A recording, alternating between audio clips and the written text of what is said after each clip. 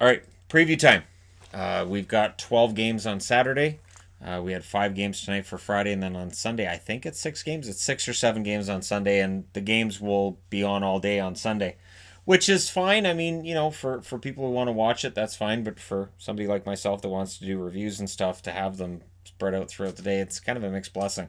This first game is Boston in against the New York Islanders, and that starts at 10 a.m. my time, which is Pacific, 1 p.m. Eastern. The Islanders at home, they've got to get on a run here. The division that there's 2 reasons. One, you have to worry about the Rangers. You have to worry about Carolina coming up and potentially taking out of your spot. And 2, Pittsburgh looks really vulnerable right now. They might be able to jump into a top 3 spot. Boston, they come in looking kind of vulnerable themselves over the last couple of weeks. They're 40, 13, and 12 overall. Over their last 10, they're 7 and 3. They're coming off of that win against Dallas. We'll see if that's a sign of things turning around. They're 18, 10, and 3 on the road. The Islanders, 35, 20, and 8. Over their last 10, they're 4, 4, and 2.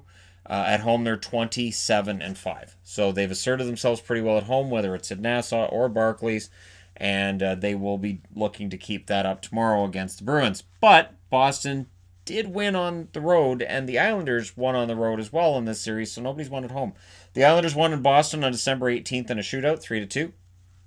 The Boston Bruins won January 11th in overtime, 3-2 over the Islanders. So we'll see how it turns out in this one. Tuukka Rask will be starting for the Boston Bruins. He's 23, 7, and 6 with a .926 save percentage.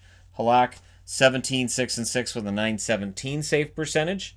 I went with 3 scorers from each team with forwards and defensemen.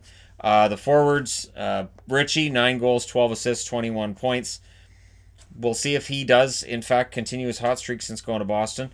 Bergeron, I know it's way too early to call it a streak, but why not? Bergeron, 29 goals, 24 assists, 53 points. More goals than assists is noteworthy for me with Bergeron because I think of him as a setup guy. I think he was a guy who's looking to pass the puck first, but this year, not so much. McAvoy, 3 goals, 24 assists, 27 points. Solid offense, and then when he makes a mistake, Chara's there to cover for him. So we'll see what happens if Chara does retire in the offseason this year. On the Islanders side, Varlamov, 19, 12, and 5, 918 save percentage. Probably starts since Greiss started the last game. Greiss is 16, 8, and 3 with a 916 save percentage.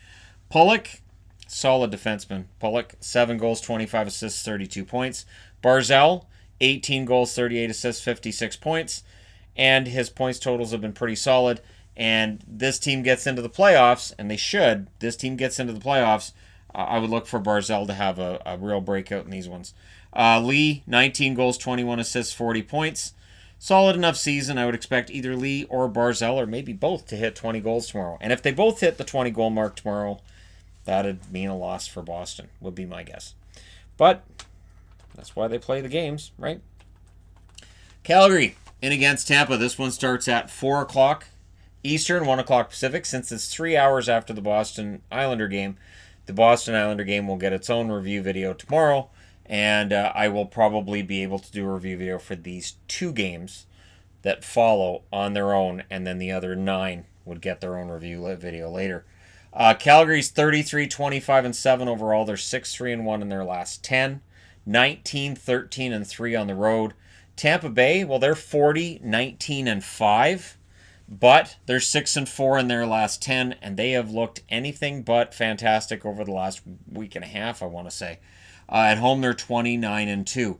And all of the things that were wrong with them during their winning streak, which was sometimes their goal scoring wasn't great, sometimes their power play was mostly awful. Now it's starting to come back to haunt them now that they're allowing too many goals, and they're still not getting those goals in the power play. So what they were getting away with, they're not anymore.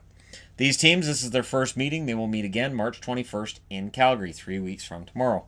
Riddick, 24, 15, and 6 with a .908 save percentage. I expect him here.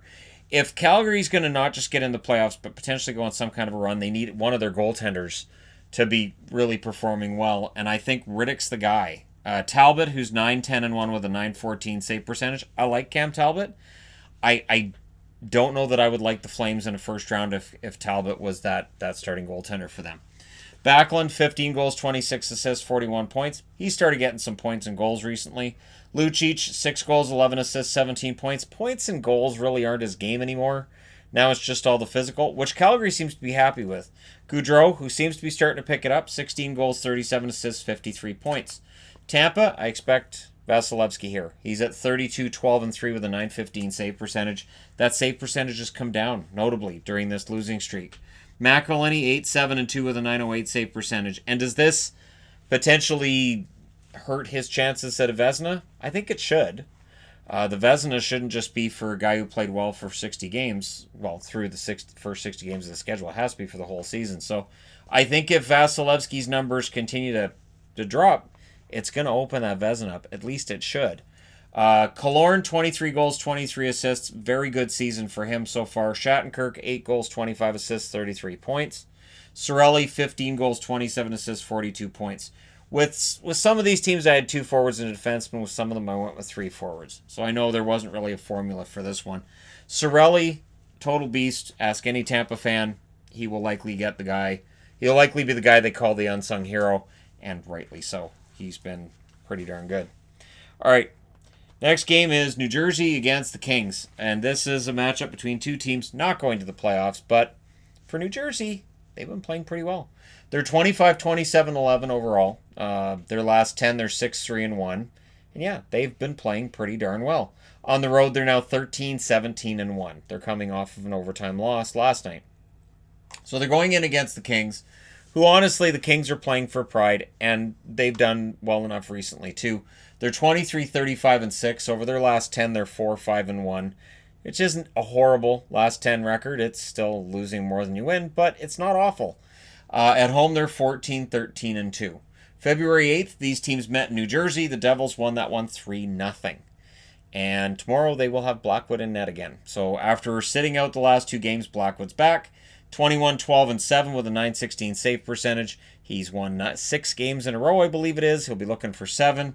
Schneider's going to be the backup. He's 1, 6, and 2 with an 868 save percentage. That 868 is terrible. But remember, before the last 2 games, it was 852. So it's better than it was. On the LA side, I expect Quick. He's 13, 22, and 4 with an 898 save percentage, but I would totally understand if they went with Peterson. Peterson's 2 and 3 with a 913 save percentage. He's looked pretty darn good. So I would understand if they want to take a closer look at him. Now the forwards for the New Jersey Devils, Palmieri, 23 goals, 20 assists, 43 points. They keep talking about, well, he could have been traded at the deadline, but they wanted to hold on to him, and it would have taken quite a bit to get rid of Palmieri. Yeah, we get it. Palmieri's a pretty good forward, so I'm surprised they need to over-explain it. Wood, 10 goals, 11 assists, 21 points for him. And Hughes, 7 goals, 14 assists, 21 points. I'm not worried about Jack Hughes being a bust. I think he'll be fine. I think the experience this year is good. I think it's been good for Kakko as well in New York. I think the bust talk does get overblown. First years are not all created equal. On the LA side, Kempe, 10 goals, 18 assists, 28 points. I'm always underwhelmed by Adrian Kempe's overall numbers because to me, I think he's better than this. I still think there's a 20-goal scorer in there somewhere. It might be crazy. Dustin Brown, 13 goals, 15 assists, 28 points. And Martin Frk, 11 games played, 5 goals, 1 assist for Frk, who, of course, will be a King again next year. And it's just fun to say Frk. So there you go. We're going to move on to the next game, which is Chicago in against Florida. This one starts at 6 o'clock Eastern, 3 o'clock Pacific. So these games should end at about 3:30. This one starts at 3. I should be able to get in a review for 2 games during the first intermission of this game and before the 4 o'clock games start. 4 o'clock my time, 7 o'clock Eastern. We'll see. Chicago, 28, 28, and 6 overall. In their last 10, they're 3 and 7. Yeah, they're done. Road games, they're 15, 15, and 4 on the road. But they're still trying to play spoiler. And for Florida, they don't want to be done. But they kind of play like they're done. They're 33, 25, and 6 overall. They're 4 and 6 in their last 10. And at home, they're 16, 13, and 2. These teams met January 21st in Chicago. Florida won that game 4-3. So we'll see if Florida can sweep the season series tomorrow. Crawford, 12, 18, and 3 with a 914 save percentage. I'd be very surprised if he doesn't play. Subban would be the backup, 9, 7, and 3 with an 890 save percentage. And hey, Kubalik, 29 goals, 14 assists, 43 points. He's on pace for a lot. He's going to score a lot of goals. And that should siphon off some support for the Calder away from the two-headed monster that's Makar and Hughes. I don't know how much. that'll siphon off if he ends up with, say, 35 goals, but it's going to get him some votes. Brandon Saad, 20 goals, 11 assists, 31 points. And Cuckoo, who had a goal in his last game. So I threw him on the board. A goal and 8 assists for Cuckoo, who's good for 1 or 2 penalties a game, it would seem, at least in recent weeks. He's got to knock that off. He does. On the Florida side, I expect Burakovsky. He's 23, 19, and 5 with an .899 save percentage. He can't quite get above 900. Montembeault, 5, 4, and 1 with an .890 save percentage. With Drieger having been sent down the other day, I don't know how long he's going to stay down. He may have come back up by now. But I do wonder if Montembeault then gives way and Drieger gets the shot back at that backup role. Yandel, 5 goals, 40 assists, 45 points. Steady player. Lots of points for him. Huberdeau, 22 goals, 55 assists, 77 points. Outside shot at 100. Probably 90, though. Achari, 20 goals, 6 assists, 26 points. If anybody had told you, hey, Achari's going to get 20 goals this year, if I had said it, people would have said, well, of course Shannon's going to pick Achari for 20 goals because he was a Bruin and he likes the guy because he was bottom 6 and he likes the underdogs. But Achari, 20 goals this year. Kudos to him for that. But that being said, we need to go to board number 2. All right. Vancouver is in against the Toronto Maple Leafs. This one starts at 7 o'clock Eastern, 4 o'clock Pacific. There are, I believe, 4 games starting at the same time tomorrow night, which is not bad for a Saturday. Saturdays very often it's like 7, or there was that one day it was like 8, and I'm like, yeah, all right, I'll follow what I can. Vancouver-Toronto's interesting. So the relationship between Vancouver and Toronto seems to be that if Toronto's good and Vancouver's bad, you have a game in Vancouver, most of the fans are going to be Toronto fans. Vice versa seems to be true as well, that if Toronto's bad and Vancouver's good, you'll see a lot more Vancouver fans in the Toronto crowd. And I've always wondered, now, are these people who have both jerseys and they're trolling, or is this generally Vancouver fans saying, all right, we're going to make the trip to Toronto because we're pretty darn good this year? Either way, tomorrow night's going to be interesting because both teams have had their struggles lately. Toronto seems to be slightly better this week. 34, 23, and 6 is the record for Vancouver. They're 4, 5, and 1 in their last 10. Yeah, it's been a bit of a rough patch. They're 14, 16, and 2 on the road. Their road record is their problem this year. The road record's been their problem for most of the season. Toronto, 34, 23, and 8. Overall, they're 5, 4, and 1 in their last 10. And at home, they're 16, 9, and 7. So for Toronto, they need to assert themselves like they did on December 10th in Vancouver with that 4-1 win. That was a dominant win for the Toronto Maple Leafs as I remember it. And for Vancouver, they need to focus on that and hopefully protect their goalie a bit here. Because it feels like Demko, who likely plays tomorrow as well, I don't know. I just don't know. And here's the thing, too. If you're Jim Benning and you're watching Demko right now and his play's a little shaky and I don't know, does that make it so you're more desperate to sign Markstrom and keep him? Because I think it should. Demko's 11, 7, and 2 with a .903 save percentage. Domingue hasn't played a game yet for Vancouver. He had a poor record and save percentage with New Jersey. JT Miller, 25 goals, 40 assists, 65 points. He's been fantastic. Edler, 5 goals, 24 assists, 29 points. He's had a good year. Not as good as last year, but he's had a good year this year. Horvat, 20 goals, 30 assists, 50 points for him overall. That's a very solid season. If he can end up around 60, I think Canuck fans will take that. That's a victory.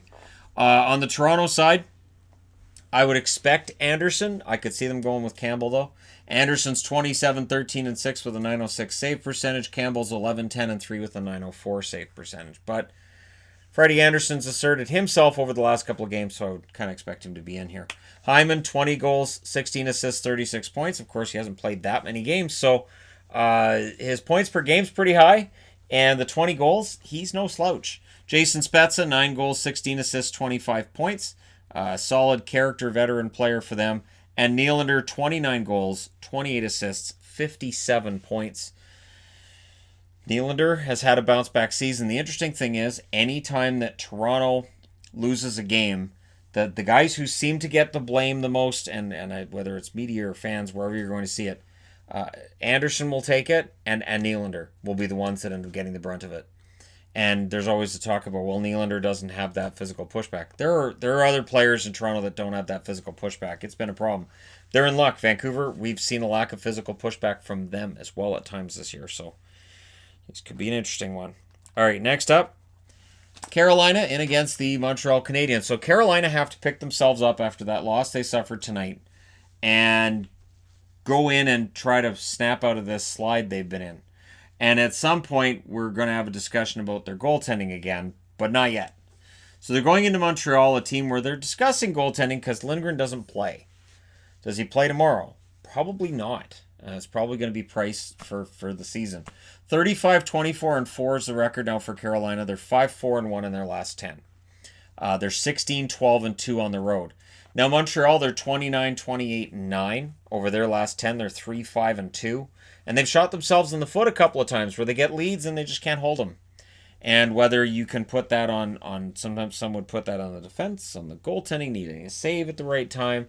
You can put it on the coach and say the coach isn't adjusting to things when the tide turns against him. He doesn't have an answer. There are a lot of questions to be answered. 13-16-6 is the record at home. That's not good enough. You can't have that record at home and hope to make the playoffs. Not in the East. October 3rd, Carolina won this matchup in Carolina 4-3 in a shootout. December 31st, also in Carolina, the Hurricanes won that one 3-1 in regulation. So this is the rubber match and the only matchup these two teams have in Montreal. Nedeljkovic, I would think, will be the starter. He's 0-1 with a .750 save percentage. Because Forsberg started tonight, he's 0-1 with a .906 save percentage. Nedeljkovic has been kind of tagged as the goalie of the future for this team for a while. He's 24 years of age. This is when he needs to show it. He needs to have a big game and show management, hey, starting next year, I can be on this team full time. If he has a struggle and if that save percentage stays at a scary level, it's going to be hard to justify not having two other goaltenders in there and leaving him in the AHL for another year. Edmondson on the blue line, 5 goals, 12 assists, 17 points. Leaves his heart on the ice every night.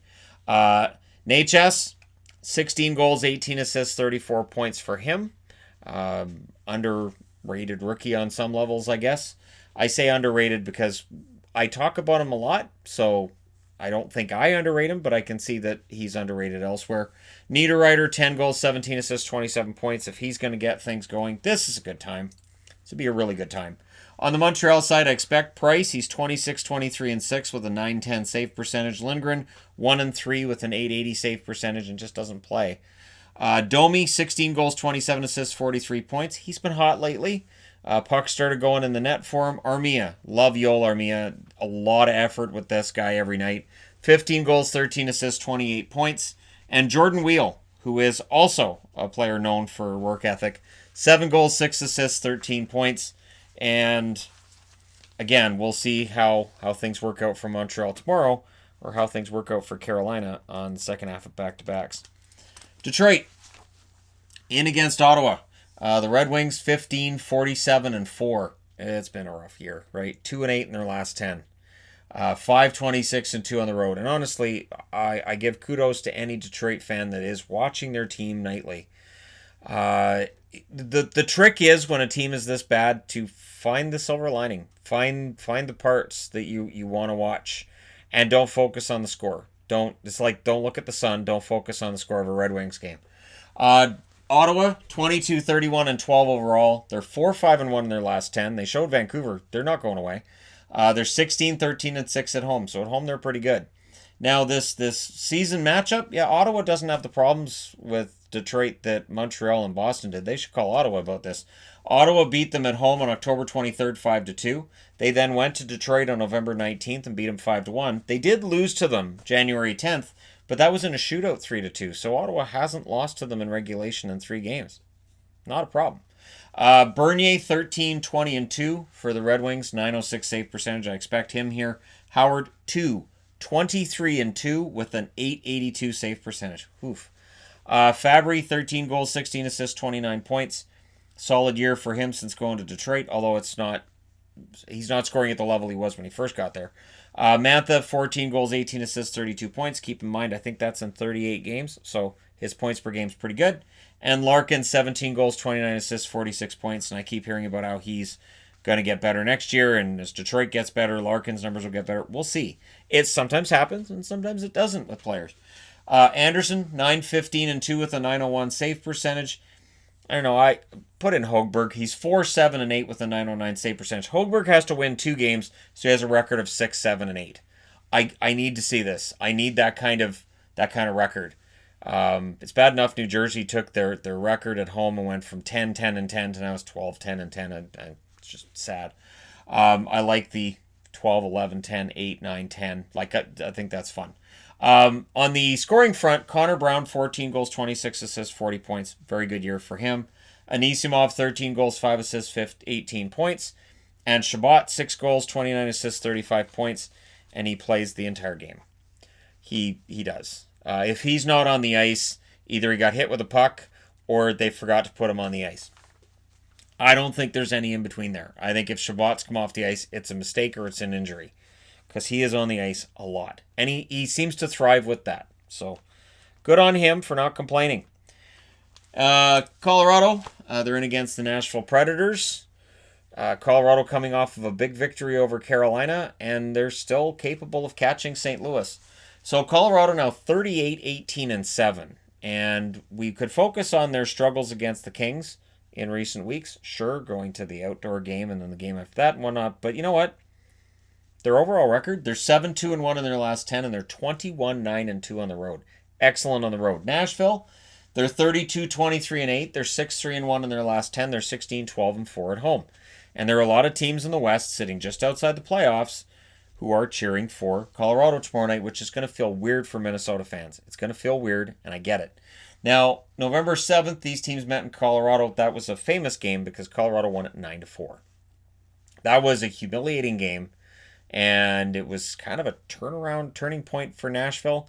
And part of the reason Nashville's goaltenders have bad numbers is from playing against Vancouver and that game against Colorado. I'm guessing if you subtracted those games, their numbers aren't bad. Their next meetings, they will meet twice, March 19th, March 29th. The 19th meetings in Nashville, the 29th meetings in Colorado. These teams will affect the others' ability to not just make the playoffs, but their positioning in said playoffs. Grubauer with 18-12-4 record and a 916 save percentage is on the board because Francouz is now up to 18-5-3 with a 929 save percentage. Excellent goaltender. Now, if they play Hutchinson tomorrow night, we'll see what happens. Hutchinson may very well get a start because Francouz played tonight. Jost, 7 goals, 12 assists now with 19 points. He had a 2-goal game tonight. We'll see if this is the start of a hot streak. Kamenev, 1 goal, 7 assists, 8 points. You always think Kamenev's going to give you more. And he just doesn't. And I don't know. Burakovsky, 20 goals, 25 assists, 45 points overall. So we'll see if he gets on the board. On the Nashville side, I kind of expect Rinne here. He's 18-13-4 with a 900 save percentage. Saros, 14-10-4 with a 906 save percentage. Scoring-wise, Turris, 9 goals, 19 assists, 28 points. At least get to double digits in goals. Get that 10th goal. Get to 30 points. Get to decent totals here. Ekholm, 8 goals, 25 assists, 33 points. Continues to be an underrated defenseman in the National Hockey League. And Granlund, who seems to have picked it up recently. 17 goals, 12 assists, 29 points. We'll see if what he started against the Flames, if it can continue into this game as well. Do not take your foot off the gas against Nashville or you will get burned. That being said, it is time to go to board number 3. All right, and third board, and you'll notice it's not taped up. I didn't use one of the tape boards because for me to get it all done and get this preview done in time, I was like, I don't want to take a board apart, so I just took one of the blank boards and just threw it together. So Dallas is in against St. Louis. This starts at 8 o'clock Eastern, 5 o'clock Pacific. You'll see there's 2 games starting at the same time. So it's not going to be crazy tomorrow by usual Saturday night standards. Not too bad, which is good. 37-21-6 is the overall record for Dallas. They're coming off of that loss against Boston, but they're 7-2-1 in their last 10. But one of those 2 losses was the embarrassing one against St. Louis. And the record against St. Louis has been sketchy.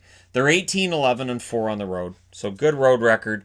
They're in against a Blues team that is 38-17-10. They're 6-2-2 in their last 10 and playing pretty darn well. And at home, they're 22-6-5. So pretty decent numbers for St. Louis. October 5th, St. Louis won this meeting at home 3-2 over Dallas. November 29th, St. Louis won in Dallas 3-1. February 8th, St. Louis at home. Well, they lose in overtime to Dallas 3-2. And then February 21st, they get their revenge in Dallas 4-1. So the road team has won 3 out of 4 games. We'll see if it becomes 4 out of 5 or if St. Louis wins their second out of 3 at home against Dallas. They have not lost in regulation against the Stars. The Stars failed to get a point at home against St. Louis this season. Bishop, 21, 14, and 4 overall with a .921 save percentage. I expect him in here, although Hudobin does have superior numbers. 16, 7, and 2 with a .931 save percentage. If you're wondering why Hudobin doesn't get a shot at a starter's job, A, he's considered to be too small to be a starter at NHL level. 6'2" has to be your starter. If he's shorter than that, well, then he's not a starter. And his age is also going to come into it, where he's not one of the younger goaltenders. Jamie Benn, 19 goals, 18 assists, 37 points. We'll see if he hits 20 goals tomorrow. Dickinson, 9 goals, 12 assists, 21 points. There's offense with Dickinson. I know there is. Absolutely know there is. I'm still waiting, but it's going to show up at some point, and I'm going to be impressed when it does. Gurianov, 19 goals, 9 assists, 28 points. Decent enough rookie season for him as well. And we'll see if he hits 20 goals tomorrow. On the St. Louis side, I kind of expect Binnington here. He's 29, 11, and 7 with a .910 save percentage. Allen's 9, 6, and 3 with a .923 save percentage. Shen, 23 goals, 29 assists, 52 points. He's been hot lately. The Shen-Schwartz combination has been working very, very well. Dunn, 8 goals, 12 assists, 20 points from the blue line. And Perron, 24 goals, 35 assists, 59 points. Very consistent season. A little bit below a point a game, but very consistent season for David Perron, who has been really, in all honesty, one of the best Blues for large portions of this season. Buffalo, coming off of a rough loss tonight against Vegas. I don't know how much more Buffalo has to give. And honestly, their road record is their problem. So when we dissect this, and of course, once the season's over, I do a series on how teams miss the playoffs. Spoiler alert, for Buffalo, I really think it's their road record. Their home record's been good. They're 29, 27, and 8 overall. They're 6 and 4 in their last 10. But on the road, they're 10, 17, and 4. You can't win 10 out of 31 away from home and then figure you're going to make the playoffs. Not something that I think is possible, especially in the East. Arizona, they're 31, 27, and 8. They're 4, 5, and 1 in their last 10. And they've been frittering away games that they can't afford to lose because they don't have games in hand on anybody. They're 16, 12, and 4 at home. October 28th, these teams met in Buffalo. Arizona won that game 3-2 in a shootout. So we'll see how this goes tomorrow. Two frustrated teams that are having problems. Hutton, 12, 11, and 4 with an .898 save percentage. I kind of expect them to go with Johansson. He's 1-1-1 with a .910 save percentage. Vesey, 9 goals, 10 assists, 19 points overall. Again, I'm kind of mildly surprised Buffalo didn't move him. Maybe they weren't able to. Maybe they're not interested, but I was kind of surprised he didn't move at the deadline. Reinhart, 22 goals, 28 assists, 50 points. I think there's questions to be asked with Sam Reinhart after this season and just Buffalo in general. There's all kinds of questions to be asked. I think they're going to be fascinating in the offseason. Ristolainen, 5 goals, 26 assists, 31 points, and I think there's going to be questions with him too. Again, I think the fascinating part with Buffalo is going to be, does the GM end up going? And if so, which players are untouchable? You got to think it's Dahlin, Eichel, and that might be it for the completely untouchable. Olofsson, probably. But after that, who knows, right? This could be a really interesting offseason.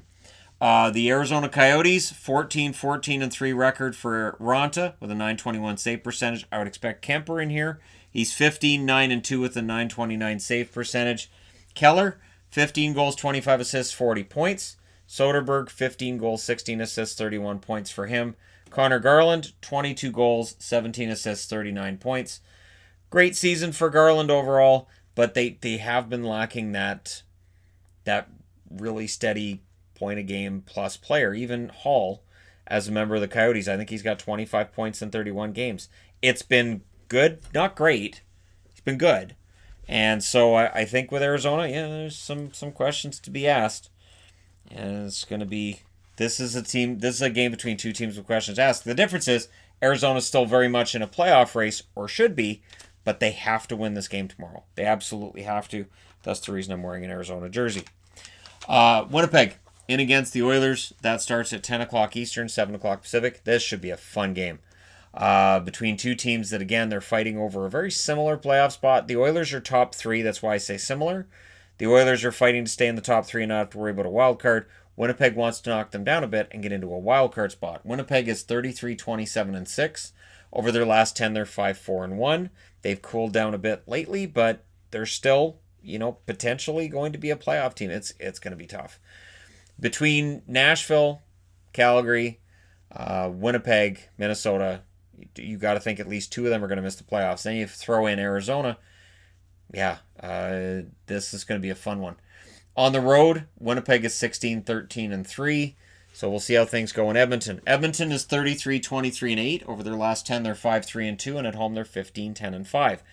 But so is Athanasiou going to be back tomorrow? What kind of shape is he going to be in?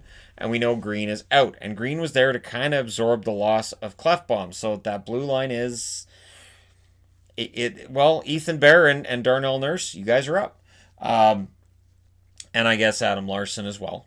All right. October 20th, these teams met in Winnipeg. It was a 1-0 win in a shootout for Winnipeg that night. And their next meeting will be March 11th in Edmonton. I'm going to go ahead and say it won't be a 1-0 shootout game, this one. I think there's going to be some goals scored. Hellebuck, 27-20-5 with a .920 save percentage. I expect him here. Brossois, 6-7-1 with an .895 save percentage. Scoring-wise, Andrew Kopp, 10 goals, 14 assists, 24 points. I will say again and again, one of my favorite players. Ehlers, 23 goals, 29 assists, 52 points. Also been one of my favorite Jets this year. And Scheifele, who overall is my favorite Jet, 28 goals, 42 assists, 70 points. That's why when I needed to repair a jersey of mine and put a name and number over it, I picked Scheifele. On the Oilers side, Smith is 17-10-6 with a .903 save percentage. He wins more games than Koskinen, wins more often. I think you put him in net. Koskinen 16-13-2 with a .911 save percentage. Darnell Nurse, as mentioned, he's going to be very important to them from here on. 5 goals, 21 assists, 26 points. More important than he even has been till now. Draisaitl is on the verge of 100 points. 37 goals, 62 assists, 99 points. So he should hit 100 tomorrow. Cassian, 14 goals, 16 assists, 30 points. His suspension's over. He's back in the lineup tomorrow. So we'll see how he does. Last game, Pittsburgh. This road trip, I don't think we could have expected them to go through California and get wiped out. And they're in danger of losing to all three California teams. I don't think that's happened very much this year where anybody's gone through California and lost all three. And they could. Pittsburgh's 37-20-6 overall. They're 4-5-1 in their last 10. They've lost 5 in a row. So they were undefeated in the other 5 in regulation, but they've lost 5 in a row in regulation. This is tough. They're 15-14-2 on the road. So their road record is starting to fall off. And now they're no longer second in their division. So they need to get second place back. Philadelphia is going to be watching this game with some interest. San Jose, 27-33-4 is their overall record. They're 4-6 in their last 10, and at home they're 15-15-1. So for San Jose, playing for pride. And Logan Couture being back seems to be important. And I know San Jose's going to go, well, of course. It does. It seems like it's made a difference. And maybe when this team's healthy next year, we can expect a better result for San Jose. I even thought about it today. I thought, if San Jose somehow was able to come out of the draft, that draft pick they get from Tampa, if it became something decent, if they were able to actually get a decent pick out of that, they got somebody that out of nowhere makes their team. It feels like they need that youthful energy, and it's a shame they traded their first to Ottawa. Unless you're Ottawa, in which case Ottawa fans are like, no, that's not a shame. That's a good thing. These teams met January 2nd in Pittsburgh. San Jose won that game in overtime 3-2. So San Jose's already shown this year they can beat Pittsburgh. Murray started tonight. He's 17-10-5 now, 900 save percentage. So I expect Jari. He's 20-10-5 with a 927 save percentage. On the San Jose side, Jones is confirmed. 15-19-2 with an 894 save percentage. Dell is 12-14-2 with a 907 save percentage. So we'll see if Jones can get to a 900 save percentage before the end of the year. Please, Martin Jones. Please get to a 900 save percentage by the end of the year. I like Martin Jones. I do. I'd like to see it. I think he's a better goaltender than the numbers have shown over the last year and a half. I think he showed that in last year's playoffs, and then this year's regular season's been kind of back to below par. Scoring, well, Marleau gets to make his return to San Jose tomorrow night. So this is kind of good for Marleau, although the team's been losing since he got to Pittsburgh. He's got 10 goals, 10 assists. He's used to losing in the Shark Tank this year. He doesn't want to lose as the road team now. So he wants to go in and beat the Sharks. It's going to be one of those awkward situations a little bit. And I do wonder if San Jose's, like, they're probably going to throw together a video package. How big do you make that video package for him, considering you would have had one for him as well when he was in Toronto? So it'd be the second time. Be interesting. We'll just show the same one. Zucker now has 19 goals to go with 17 assists, 36 points. He's been excellent. 5 goals in 9 games since going to Pittsburgh. But again, they've lost 5 in a row. Crosby, 35 games now, 13 goals, 28 assists, 41 points for Crosby. And it is notable that the Penguins have lost 5 in a row with Crosby in their lineup for the first time in roughly a decade. On the San Jose side of things, Sorensen, 7 goals, 7 assists, 14 points. He had a goal in the last game. We'll see if he can get things going. It'd be nice to see him hit double digits in goals. Couture, 15 goals, 22 assists, 37 points. He did have a goal in their most recent game. And he is a 30-goal scorer when healthy for a full season. So, again, losing him for as long as they did, it definitely adversely affected their chances. Shellman, 25 games, 2 goals, 4 assists, 6 points.